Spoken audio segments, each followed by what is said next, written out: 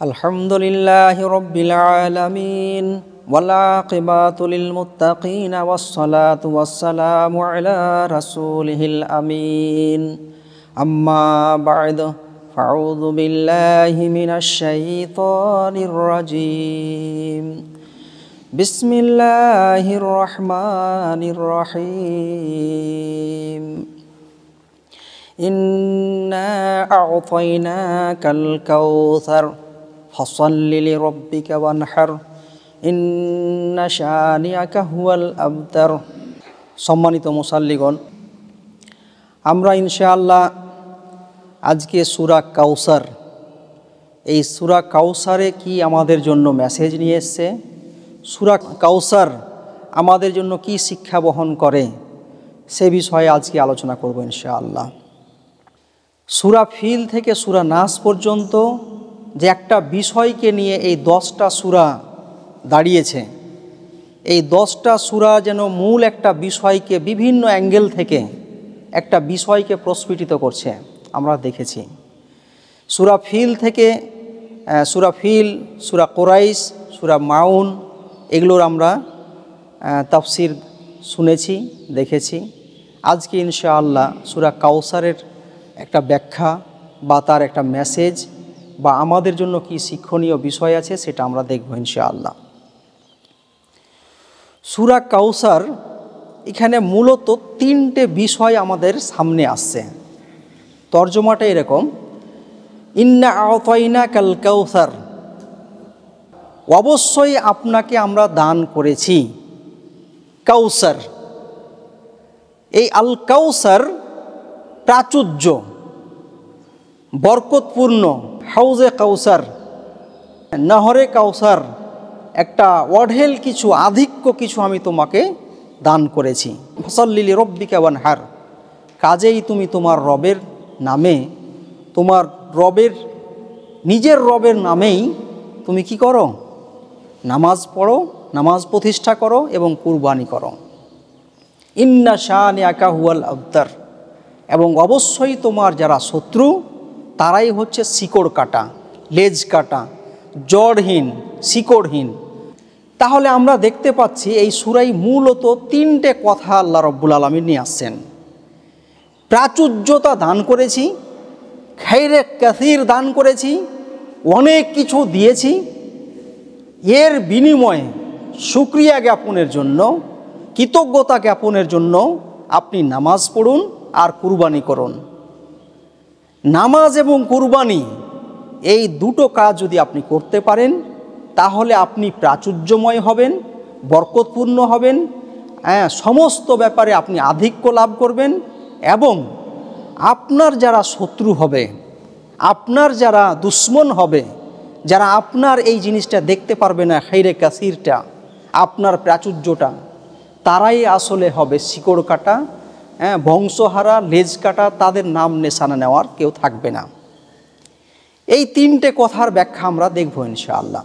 এই খায়রে কাসীর অর্থাৎ এই যে কাসরত মানে প্রাচুর্য, এটা কি বা কোন বিষয়কে বলা হয়েছে, এ ব্যাপারে মুফাসসিরিনে কিরাম, যারা কোরআনের ব্যাখ্যাকর্তা, কোরআনের যারা ব্যাখ্যা বিশ্লেষণ করেছেন, কোরআনকে যারা মানুষের সামনে ফুটিয়ে তুলেছেন, কোরআন নিজের নিজের মতো করে হাদিস দিয়ে, নবীর সিরাত দিয়ে, বিভিন্ন স্কলারদের উক্তি দিয়ে যারা কোরআনকে বুঝিয়েছেন, এই মুফাসসিরদের মধ্যে এবং সাহাবাদের মধ্যে একটু মতপার্থক্য আমরা দেখতে পাই। কিন্তু যদি সবগুলোকে আমরা গুছিয়ে নিই তাহলে একটা কথা তো অবশ্যই প্রস্ফুটিত হবে। আমরা দেখতে পাই এরকম, যেমন কাউসার বলতে 3টে বর্ণনা আমরা পাই। কাউসারটা কি? কাউসার হচ্ছে কাসরাত, কাসরুন শব্দ থেকে এসে। কাউসার ইসমে মুবালাগা, মানে প্রচুর মিনিং আছে এতে, প্রচুর খায়রে কাসীর বা প্রচুর আধিক্য বা প্রচুর অনেক কিছু, এতে এত কিছু আছে যেটা গোনা যায় না। কিভাবে, ওটা আমরা দেখব ইনশাআল্লাহ। একটা মত আমরা পাই যে এই আল কাউসার শব্দটা আম, একটা সিফাত, একটা বিশেষণ, সব যত ভালো আছে সমস্ত ভালো কিছু এর মধ্যে শামিল। একটা মত আমরা পাই যে না, হাসরের ময়দান, বিচারের যে দিবস হবে, তখন একটা হাউজে কাউসার নবী মুহাম্মদ সাল্লাল্লাহু আলাইহি সাল্লামকে আল্লাহ রাব্বুল আলামিন দান করবেন। যে হাউজে কাউসারের পানি যদি কেউ পান করে নাই, তাহলে আর পিপাসিত হবে না, তৃষ্ণা পাবে না। আর আরেকটা মত পাই যে আল্লাহ রাব্বুল আলামিন নবী মুহাম্মদ সাল্লাল্লাহু আলাইহি সাল্লামকে জান্নাতে একটা নহর দিবেন, কাউসার নামে একটা নহর দিবেন। এই নহরটাও খুব বরকতপূর্ণ। কথাটাকে যদি গুছিয়ে নেওয়া হয়, এই কাউসারের প্রাচুর্যময় বলতে গিয়ে অনেক ব্যাখ্যা এসেছে। কেউ কাউসার বলতে বলছেন যে কোরআনকে কাউসার বলা হয়েছে, কেউ বলেছেন যে লা ইলাহা ইল্লাল্লাহ এটাকে কাউসার বলা হয়েছে, এর দ্বারা প্রাচুর্যময় হয়। কেউ বলেছেন যে না, এই যে তিনটে মত বললাম, এইভাবে বিভিন্ন মতামত আসতে পারে, এসছে। সেইগুলোকে আমরা সব দিক থেকে নিয়ে একটা জায়গায় গুছিয়ে বললে যেন একটা বিষয় আমরা সমৃদ্ধ হব। কি বিষয় সেটা? যে হ্যাঁ, যদি আল্লামা হামিদুদ্দিন ফারাহির, যে আমিন হাসান ইসলাহি সাহেব তার তাদাব্বুরে কোরআনে ব্যাখ্যা করছেন, যেটাকে নিয়েছে, তিনিও তার ব্যাখ্যা নিয়ে এসছেন ওখানে। সেখানে আমরা দেখব যে এই কাউসার বলতে, আল কাউসার হচ্ছে কাবা, বাইতুল্লাহ। এই বাইতুল্লাহ হচ্ছে বিভিন্ন অ্যাঙ্গেল থেকে একটা প্রাচুর্যময় করার একটা জায়গা, একটা কেন্দ্র, এমন একটা দুর্গ, যেই কেন্দ্র, যেই বুরুজ, যেই কাবা, যে আল্লাহর ঘর, যেটা নবী ইব্রাহিম আলাইহিস সালাম দোয়া করেছিলেন আমন এবং রিজিকের জন্য, সেটা আমরা সূরা কুরাইশে দেখতে পাই। আল্লাযী আত'আমাহুম মিন জু'ইন ওয়া আমানাহুম মিন খাউফ ফালিয়াবুদু রাব্বা হাযাল বাইত। এই ঘরের, অর্থাৎ কাবা ঘরের যিনি রব, তার তোমরা ইবাদত করো। কেন? তিনি সেই সত্তা যিনি তোমাদেরকে রিজিক এবং আমন দান করেছেন, তোমাদেরকে খাদ্যদ্রব্য, সম্মান, মর্যাদা দান করেছেন, অন্যদিকে তোমাদেরকে সংরক্ষণ দিয়েছেন। এই সংরক্ষণের ইতিহাসটা যদি আমরা দেখি, তাহলে দেখতে পাবো যে এই কাবা কিভাবে একটা ধনাঢ্য করা, ধনী ব্যক্তিতে পরিণত করা, সম্মান, সংরক্ষণ কিভাবে প্রদান করেছে, এটা আমরা ইতিহাস যদি দেখি তাহলে দেখব এই কাবাকে কেন্দ্র করে নবী মুহাম্মদ সাল্লাল্লাহু আলাইহি ওয়াসাল্লাম আসার আগেই কুরাইশ বংশের লোকেরা, কাবার যারা আশেপাশে ছিল, তারা যখন গ্রীষ্মকালে তারা যেত মিশর, সিরিয়ার দিকে ব্যবসা বাণিজ্যের জন্য, এবং শীতকালে তারা যেত দক্ষিণ আরব অর্থাৎ ইয়ামানের দিকে ব্যবসা বিজনেসের জন্য। সেখানে যখন যেত, আপনারা জানেন যে আরব বিশ্ব তখন দস্যুদের রাজ চলত, লুটতরাজের রাজ চলত।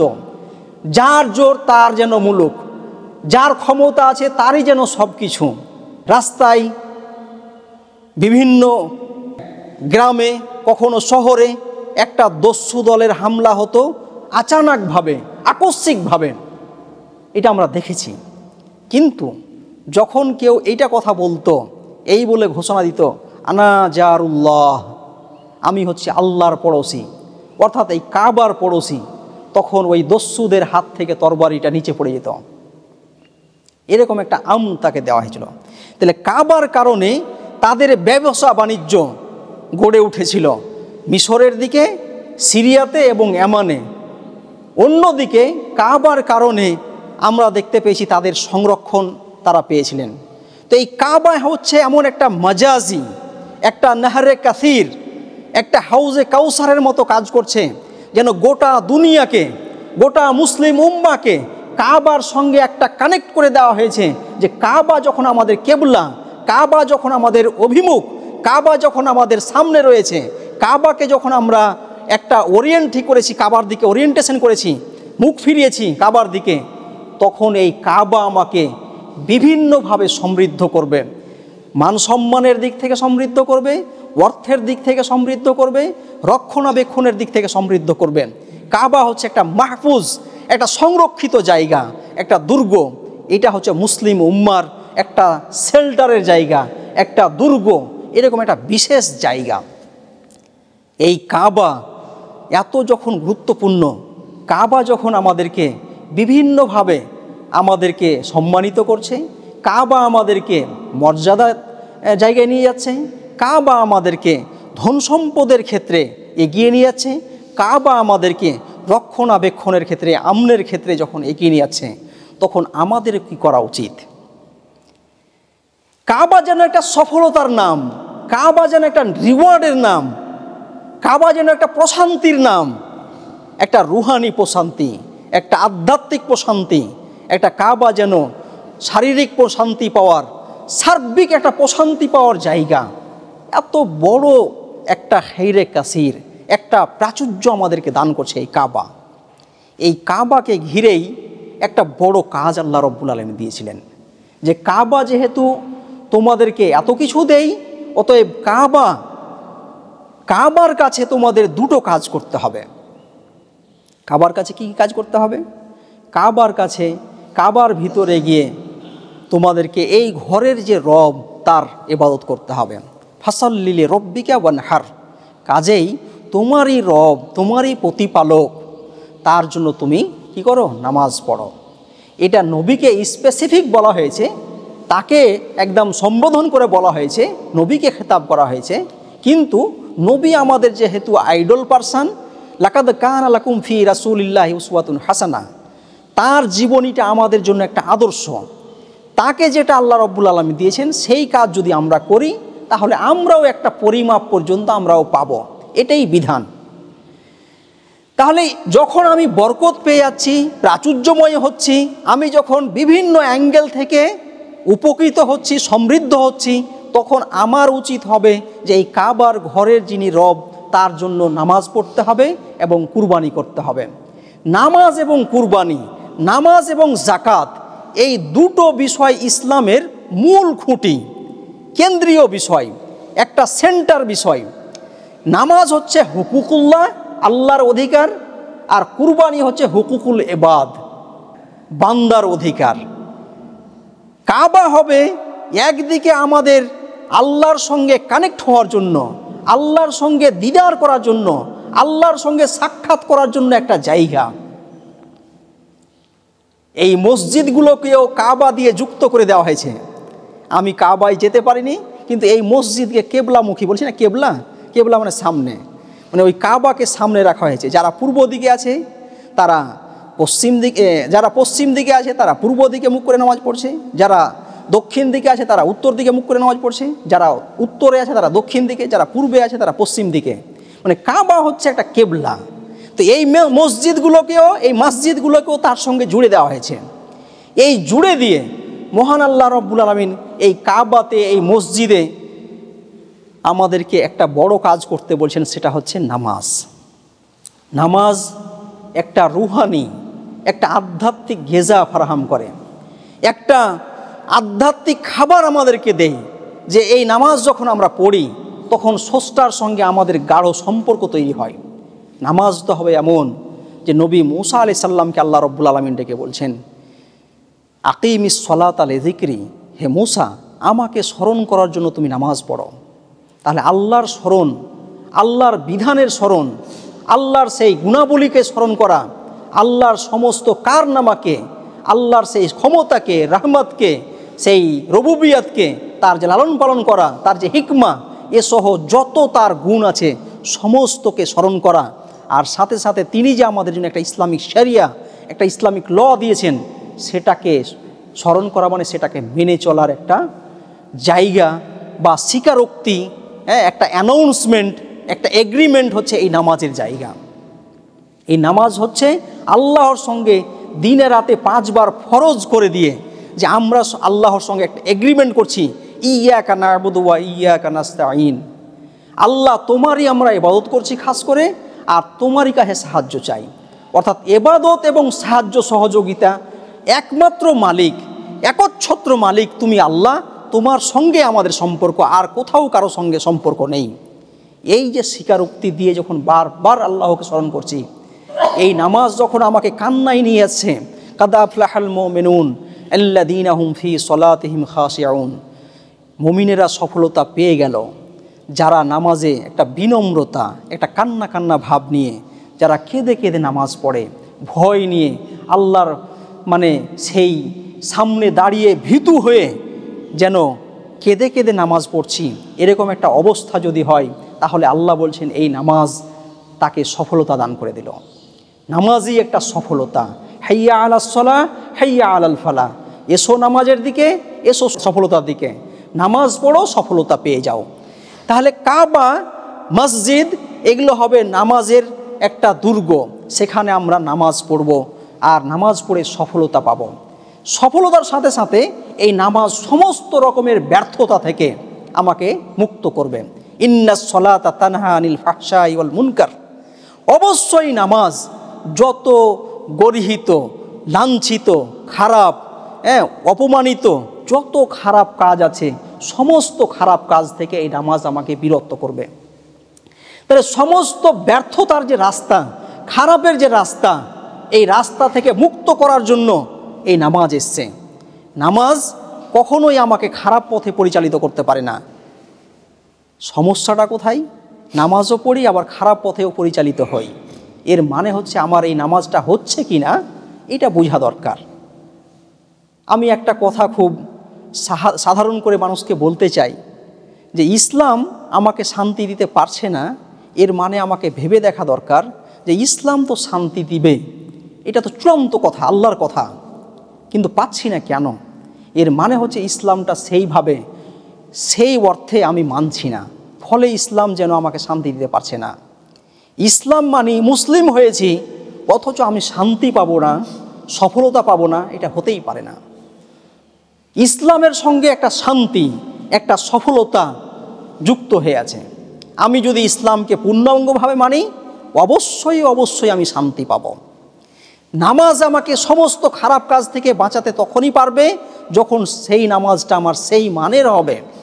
নামাজ পড়ব, যেটা আমি একটু আগে বলছিলাম যে আমার যেন আল্লাহর সঙ্গে একটা কানেক্ট হয়ে গেছি, দিদার হচ্ছে, আল্লাহকে দেখছি, আল্লাহ আমাকে দেখছেন, এরকম একটা চিত্র আমার সামনে ভেসে উঠবে আর আমি নামাজ পড়ব। তখন এই নামাজ আমাকে সমস্ত বাজে কাজ থেকে, সমস্ত খারাপ কাজ থেকে আমাকে বিরত করবে। তাহলে একটা কি পয়েন্ট, ইসলামের একটা কি পয়েন্ট হচ্ছে যে না, আমাকে অবশ্যই অবশ্যই নামাজ পড়তে হবে। এই নামাজটা সমস্ত হুকুকুল্লাহর মেন জিনিস, মার্কাজি বিষয়। যে নামাজ আমি ভালোভাবে পড়ি, এর মানে হচ্ছে আমার সঙ্গে, নামাজের সঙ্গে রোজা যুক্ত হয়ে যাবে, এর সঙ্গে হজ যুক্ত হয়ে যাবে, এইভাবে সমস্ত কিছু যুক্ত হয়ে যাবে। নামাজ হচ্ছে একটা মূল বিষয়, নামাজ পড়তেই হবে আমাদেরকে। এই জন্য নামাজ একটা ফরজ বিষয়। আর নামাজকে মহান আল্লাহ রব্বুল আলামিন এখানে নিয়ে আসলেন যে তোমাকে যেহেতু আমি অঢেল কিছু দিয়েছি, অনেক কিছু দিয়েছি, এর জন্য অবশ্যই অবশ্যই তুমি নামাজ পড়ো। আর কি? ওয়ানহার, তুমি কুরবানি করো, তুমি লোকেদের পাশে দাঁড়াও। এই কাবা ছিল একদিকে যেমন নামাজের মার্কাজ, অন্যদিকে কুরবানি, ইয়াতিম, অনাথ, দুস্থ, গরিব, অসহায়, এগুলোর সব কিছু মার্কাজ হবে, সেন্টার হবে এই কাবা। অথচ এই কাবার যারা মোতাওয়াল্লি ছিল, আবু জাহাল, ওতবা, শাইবা, ওয়ালিদ বিন মুগিরা, এরা কাবার মোতাওয়াল্লিশিপ নিয়ে, কাবার সেই চাবিটা তাদের হাতে রেখে তারা কি করেছিল যে না, সূরা মাউনে আমরা দেখেছিলাম যে ইয়াতিমদেরকে, অসহায়দেরকে, দুস্থদেরকে তারা ধাক্কা দিয়ে বের করে দিয়েছে। তারা টাকা পয়সা দেয়নি, ধন দৌলত, কোনো ধরনের কিছু তাদেরকে, তাদের যে একটা অধিকার ছিল সেখান থেকে বঞ্চিত করেছে। কাবা তো হচ্ছে নামাজেরও মার্কাজ, নামাজেরও সেন্টার, সলাতেরও সেন্টার, আর অন্যদিকে কুরবানি করারও সেন্টার। অর্থাৎ কুরবানি এমন একটা আম কথা যেখানে জাকাতের বিধান, দান সাদকার বিধান, ফিতরার বিধান, যত ধরনের ইনফাকের বিধান, আল্লাহর পথে ব্যয় করার বিধান, এই জন্য কুরবানির মধ্যে শামিল আছে।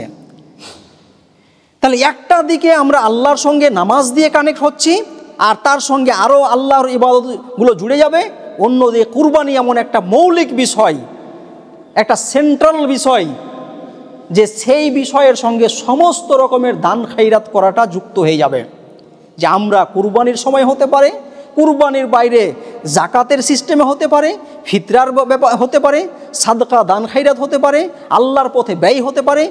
এইভাবে ব্যয় করা দিয়ে সার্বিকভাবে লোকেদের পাশে দাঁড়ানোর একটা জজবা, একটা স্পৃহা আমাদের মধ্যে জাগ্রত হবে। এরও দুর্গ হচ্ছে, এরও সেন্টার হচ্ছে কাবা।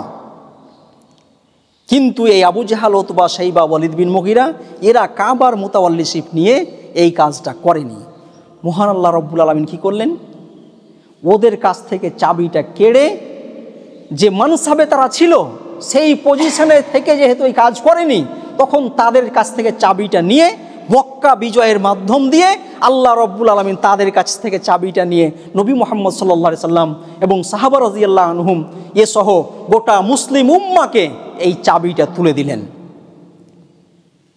এই চাবি তুলে দেওয়ার সাথে সাথে একটা আমাদের যেমন সান্ত্বনা রয়েছে, অন্যদের একটা হুমকিও আছে। যেমনটা আবু জাহাল, উতবা, শাইবা, ওয়ালিদ বিন মুগিরা সহ যারা এই কাবার রক্ষণাবেক্ষণ করত, এই মুতাওয়াল্লিশিপ পেয়ে যারা অর্থ সম্পদকে স্বার্থান্বিত হয়ে, স্বার্থপর হয়ে নিজে খেয়েছে, এদেরকে আল্লাহ তারা ওখান থেকে সরিয়ে দিয়েছে। হে মুসলিম উম্মাহ, হে নবী, তুমি একটা উসওয়া হিসেবে পেশ করে দেখাও যে কাবার চাবি যখন তোমার হাতে, তখন তুমি নামাজ পড়বে আল্লাহর জন্য, আর তুমি এই কাবার পাশে যারাই আসবে, যত অনাথ আছে, যত গরিব দুস্থ মিসকিন আছে, সবার পাশে দাঁড়াবে। ওই কাফের মুশরিকদের মতো হবে না, ওই আবু জাহাল, উতবা, শাইবা, ওয়ালিদ বিন মুগিরার মতো হবে না। মসজিদের মুতাওয়াল্লিশিপ, মসজিদের সেক্রেটারি প্রেসিডেন্ট হওয়া, এর মানে হচ্ছে ওই সমাজ ব্যবস্থার সমস্ত যারা গরিব দুস্থ আছে তারা তাদের অধিকার বুঝিয়ে দিবে।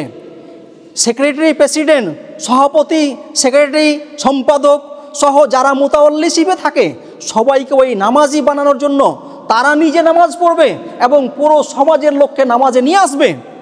অথচ আমরা আমাদের সমাজে দেখতে পাই, ও হয়তো কোনো পার্টির লিডার, ও বেশি বিচারে কথা বলতে পারে বলে তাকে সভাপতি করা হয়েছে। ও নামাজ পড়ে, গরিব দুস্থ অনাথদের জন্য দরদি, শুভাকাঙ্ক্ষী এরকম ব্যক্তিকে করা হচ্ছে না। নাউজুবিল্লাহ, এইটা চলবে না। মসজিদের যারা মুতাওয়াল্লি হবেন, সেক্রেটারি প্রেসিডেন্ট হবেন, যারা দায়িত্বে থাকবেন, তাদের অবশ্যই নামাজ পড়তে হবে। আবার নামাজের সাথে সাথে তাদেরকে কুরবানিও করতে হবে।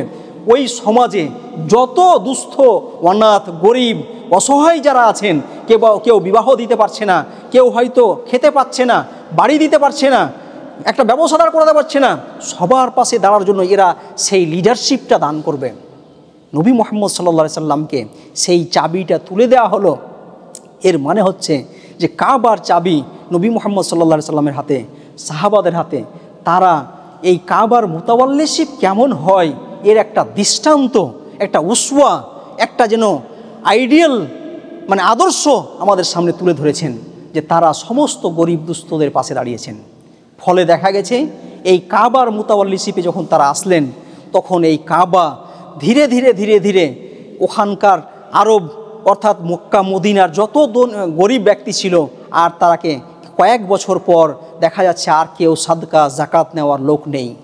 কি তাহলে সমাজ ব্যবস্থা গড়ে তুলেছিল এই মক্কা মসজিদ, এই কাবা এবং মদিনার মসজিদ? এটাকে আমাদেরকে বুঝতে হবে। এই শিক্ষাটা আমাদেরকে মহান আল্লাহ রব্বুল আলামিন সূরা কাউসার থেকে দিচ্ছেন। শেষে একটা কথা তিনি বলছেন, ইন্না শানিআকা হুয়াল আবতার, অবশ্যই তোমার শত্রু, অবশ্যই তোমার দুশ্মন হচ্ছে শিকড় কাটা, জড়হীন, তার কোনো অস্তিত্ব নেই। কি সান্ত্বনা! নবী মুহাম্মদ সাল্লাল্লাহু আলাইহি ওয়াসাল্লামের ছেলে মারা গেছে, যাদের ছেলে আছে তারা জানে ছেলেটা মারা গেল, আর সমাজে যদি ওইটাকে নিয়ে হাসি ঠাট্টা বিদ্রুপ করা হয়, আরে নবীকে তোমরা মানছো, এই মুহাম্মদকে, এর তো ছেলেটাও মারা গেল, কোথায় তার বংশ থাকবে? কি ব্যথাটা থাকতে পারে, কি ব্যথা হতে পারে? সেই ব্যথা, সেই দুঃখকে বরণ করে নিতে পারলেই তো সফলতা। আল্লাহ মহান রব্বুল আলামিন বলছেন, এরা তোমাকে নিয়ে এই যে হাসি ঠাট্টা বিদ্রুপ করছে, তোমার ছেলে মারা গেছে, তুমি কাঁদছো একদিকে এই ব্যথা বেদনা, আর অন্যদিকে বাজারে, চায়ের দোকানে, যেখানে দুটো লোক জমা হচ্ছে, সেখানে গিয়ে একটা যেন মজাক, একটা যেন হাসি ঠাট্টা বিদ্রুপের পাত্র বানানো হচ্ছে নবী মুহাম্মদ সাল্লাল্লাহু আলাইহি ওয়াসাল্লামকে। আল্লাহ বলছেন উল্টে দিয়ে যে না, আসলে তোমার এই যে শত্রু, চরম শত্রু, এই দুর্ভাগাগুলো যারা তোমাকে নিয়ে আজকে হাসি ঠাট্টা করছে, তারা সমাজে দাঁড়াতে পারবে না। আসলে তারাই হচ্ছে শিকড় কাটা, তারাই হচ্ছে জড়হীন, তাদের কোনো অস্তিত্ব নেই। যতদিন মানুষ বাঁচবে, পৃথিবী যতদিন বেঁচে থাকবে, এই আবু জাহাল, উতবা, শাইবা, ওয়ালিদ বিন মুগিরা, আবুল আহাব, এরাকে সবাই গালি দিবে, বিতৃষ্ণার চোখে দেখবে, অন্তর যেন তাদের জন্য কখনোই আহা করবে না। কিন্তু নবী মুহাম্মদ সাল্লাল্লাহু আলাইহি ওয়াসাল্লামকে দেখুন, কি তার যশ, কি তার খ্যাতি, একটা দিক থেকে তাকে সমৃদ্ধ করেছেন। আমরা দেখতে পাচ্ছি কাবার মোতাওয়াল্লিশিপ দিয়ে যেন তাকে লিডারশিপ দান করা হলো, মক্কা মদিনা বিজয়ী হয়ে গেল। তার বিজয়ের এই জিনিসটা আমরা পেলাম দেখতে, সাথে সাথে এই কাবা, এই হাউজে কাউসার আমাদের দেখা যাচ্ছে যে যেটা প্র্যাকটিক্যাল আকারে আমরা দেখতে পাবো, সেটা আখিরাতে নবী মুহাম্মদ সাল্লাল্লাহু আলাইহি ওয়াসাল্লামকে হাউজে কাউসার দান করা হবে হাসরের ময়দানে। এবং নাহরে কাসির, যে নহর এত প্রাচুর্যে, এত বরকতে পরিপূর্ণ, যে সেটাও তাকে জান্নাতে দেওয়া হবে। অন্যদিকে নবী মুহাম্মদ সাল্লাল্লাহু আলাইহি ওয়াসাল্লামের ইন্তেকালের পরেও আমরা দেখছি যে সেই যুগ যুগ ধরে 1400-1450 বছর পার হয়ে যাওয়ার পরেও নবীর নাম নিলে আমরা ভদ্র সহকারে বিনয়ী হয়ে দুরূদ পাঠ করি, যেমনই তার নাম উচ্চারণ করি, মুহাম্মদ সাল্লাল্লাহু আলাইহি সাল্লাম পড়ি, মুহাম্মাদের সাথে সাথে সাল্লাল্লাহু আলাইহি সাল্লাম পড়ি না, এরকম আমাদের আচরণে নেই। কি তার খ্যাতিটা, তার মান সম্মান মর্যাদাটা কতটুকু! আমরা যখন আজান দিই তখনও সেই নবী মুহাম্মদ সাল্লাল্লাহু আলাইহি সাল্লামকে উচ্চারণ করি। আমরা নামাজ পড়ি, সেখানেও নবী মুহাম্মদ সাল্লাল্লাহু আলাইহি সাল্লামের একটা জায়গা আমরা দেখতে পাচ্ছি, তার নামে দুরূদ পড়া হচ্ছে। তাহলে আমাদের নামাজ, আমাদের আজান, আমাদের ইবাদতের জায়গাগুলোতে আল্লাহর ইবাদত হচ্ছে, সেই ইবাদতের উসওয়া হিসেবে, আইডিয়াল হিসেবে, আইডল পারসন হিসেবে নবী মুহাম্মদ সাল্লাল্লাহু আলাইহি সাল্লামকে সেখানে পেশ করা হচ্ছে যে কেমন নামাজি হবা। সেই নবী মুহাম্মদ সাল্লাল্লাহু আলাইহি সাল্লামকে দেখো, সেই নবী সাল্লাল্লাহু আলাইহি সাল্লামের প্রতি দুরূদ পাঠাও। এর থেকে আর বড় কিছু পাওনা হতে পারে? যুগ যুগ ধরে এই সম্মান, এই খ্যাতি, এই শ্রদ্ধা, এই ভালোবাসা এটা পেয়ে যাচ্ছেন। সম্মানিত মুসাল্লিগণ, আমরা যদি এই কাজটা করতে পারি তাহলে আমাদের জন্য এটা আসবে। নবীর জন্য অবশ্যই খাস করা হয়েছে, নবীর জন্য নবীকে অবশ্যই সম্বোধন করে বলা হয়েছে, কিন্তু এই কাজটা যারাই করবে তারাই এর ভাগীদার হবে। তাহলে আমরা আজকের খুতবাকে কনক্লুড করছি। এখানে পেলামটা তাহলে কি? তিনটে কথা আমি প্রথমে শুরু করেছিলাম, যে আল্লাহ রব্বুল আলামিন আমাদেরকে কাবা দিয়ে, কাবা সহ আমাদেরকে একটা প্রাচুর্যতা দান করেছেন। কাবা যেন সমস্ত প্রাচুর্যের যেন একটা মার্কাজ, একটা সেন্টার, এটা আল্লাহ আমাদেরকে দান করেছেন। এই প্রাচুর্য পেয়েছি, এর মানে হচ্ছে যে আমাকে অবশ্যই তার কৃতজ্ঞতা জ্ঞাপনের জন্য আমাকে নামাজ প্রতিষ্ঠা করতে হবে এবং কুরবানি করতে হবে। এই দুটো কাজ এমনই গুরুত্বপূর্ণ কাজ, যদি এটা করতে পারি তাহলে আমি প্রাচুর্যময় হব, সম্মানের ক্ষেত্রে, মর্যাদার ক্ষেত্রে, অর্থের ক্ষেত্রে, ইহকালীন এবং পরকালীন সফলতার ক্ষেত্রে চরমভাবে সফলতা আমি পাব। আর আমার যত শত্রু আছে, দুশ্মন আছে, তাদেরকে কেটে দেওয়া হবে। একটা শত্রুতা মুক্ত, একটা শত্রুদের যে থাবা, সেই থাবা থেকে বাঁচার জন্য আমাকে এই নামাজ এবং কুরবানি করতে হবে। তাহলে নামাজ এবং কুরবানি হচ্ছে এটা সফলতার চাবিকাঠি। কাবাকে রিলেট করে এটা আমাদের সামনে পেশ করা হলো। আমরা সফলতা কোথায় খুঁজে বেড়াচ্ছি? কোথায় সে আমন, কোথায় সে রিজক খুঁজে বেড়াচ্ছি? আমন এবং রিজকের মার্কাজ হচ্ছে কাবা, সংরক্ষণ এবং অর্থের মার্কাজ, সেন্টার হচ্ছে কাবা। সেই কাবাকে সামনে রেখে যদি আমরা নামাজ পড়তে পারি, নামাজ প্রতিষ্ঠা করতে পারি, এর জন্য দাওয়াত তাবলীগের কাজ করতে পারি, নামাজকে আম করে দিতে পারি সবার জন্য, আর যদি আমরা কুরবানি করতে পারি, তাহলে ইনশাআল্লাহ আমরা সার্বিকভাবে সফলতা পাব, সার্বিকভাবে আমরা প্রাচুর্যময় হব, বরকতপূর্ণ হব, এবং আমাদের যারা শত্রু, এই শত্রুর থাবা থেকে, সেই তার আগ্রাসন থেকে আমরা মুক্ত হব, সেখান থেকে মুক্তি পাব। এরকম একটা শিক্ষা সূরা কাউসার দিয়েছে, ছোট্ট একটা সূরা, যে এই সূরা একটা চ্যালেঞ্জ, ওপেন চ্যালেঞ্জ। এত গুরুত্বপূর্ণ কথা আর কেউ পেশ করতে পারেনি। যখন নবী মুহাম্মদ সাল্লাল্লাহু আলাইহি ওয়াসাল্লাম এই কথাগুলোকে কাবার গায়ে লিখে দিলেন, সেই সময়ের বড় বড় কবিরা মাথা নত করে নিল, যে এই কথা তো কোনো মানুষের হতে পারে না, এত সেই ভাবার্থপূর্ণ কথা, এত ওয়েটফুল কথা, এত গুরুত্বপূর্ণ কথা, এত অর্থবহ শব্দগুলো, এই শব্দ তো আমাদের ভাষায় আসতে পারে না। এ তো একটা উমরুল গাইবিয়া, একটা অদৃশ্যের ছাপ আমরা দেখতে পাচ্ছি। এই কথা তো আমাদের মাথায় আসতেই পারে না। তাহলে এত বড় সফলতার 3টে আয়াত যেন একটা নির্দেশনা দিয়েছে, একটা দিক নির্দেশনা সেট করে দিয়েছে। এই দিক নির্দেশনাটাকে যদি আমরা বুঝতে না পারি তাহলে আমাদের জন্য খুব ক্ষতি হবে। সম্মানিত ভাইরা, আপনাদের কাছে আমার আকুল আবেদন, এই সূরাটাকে পাঠ করুন, সূরাটার ভিতরে যান, সূরাটাকে নিয়ে বুঝুন, আর বুঝে বুঝে নিজের জীবনকে একটা সফলতার দিকে, একটা চরম সফলতার দিকে এগিয়ে নিয়ে যাওয়ার চেষ্টা করুন। ইনশাআল্লাহ আমরা সফলতা পাবো। যেমনটা সেই কাবার আশেপাশে কবিরা ব্যর্থ হয়েছে, আজকের যুগেও এই কোরআনের আয়াত নিয়ে, এই সূরা কাউসার নিয়ে যদি কেউ চ্যালেঞ্জ করে, সে ব্যর্থ হবে। Open challenge. এরকম কোনো বিধান মনুষ্যরচিত বিধান হতে পারে না। এটা আল্লাহ প্রদত্ত বিধান, আল্লাহ প্রদত্ত একটা আইন। এই আইন যদি কেউ মানে অবশ্যই সফলতা পাবে। মহান আল্লাহ রব্বুল আলামিন সকলকে আমাদের এই কথাগুলো ভালোভাবে বোঝার এবং আমাদেরকে সেই মতো কাজ করার তৌফিক দান করুন। আল্লাহুম্মা আমিন। ওয়া মা আলাইনা ইল্লা বালাগ ওয়া আলাইকুমুল হিসাব।